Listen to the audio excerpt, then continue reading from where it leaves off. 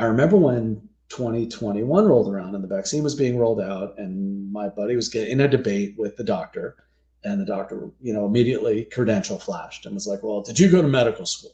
Yep. And my friend was like, "I'm trained in corruption. Do you understand that the CDC has been completely captured?" Because I can show you all the ways how, from their funding to the fact that this trial is ridiculous, but it doesn't matter because you realize at some point you're kind of talking over each other and you're having two very, very different conversations. Yep. And one is about minutia of detail, and the other is just pattern matching. And I'll give a more ridiculous example.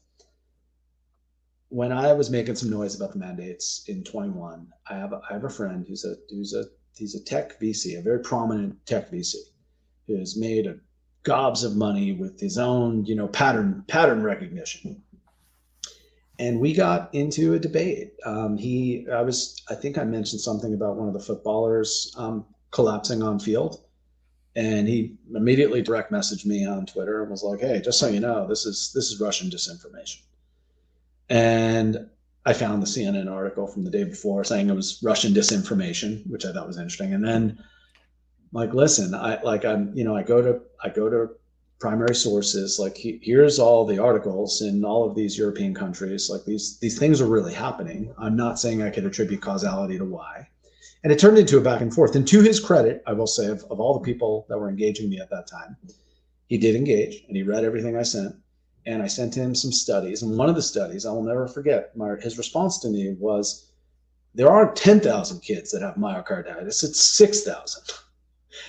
Thereby making my point, right? So, yes, maybe the study was precisely wrong and it maybe overestimated the amount of damage that was being done to children's hearts.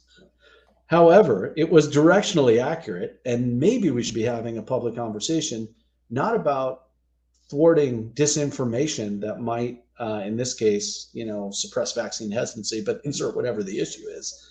But rather, we should be, talking about the fact that kids are having heart problems, and that's not normal. And Yep. I think we all need to just kind of, I don't know, go outside, look at the sky, maybe question our sources a little more, maybe question, what's the famous Orwell quote?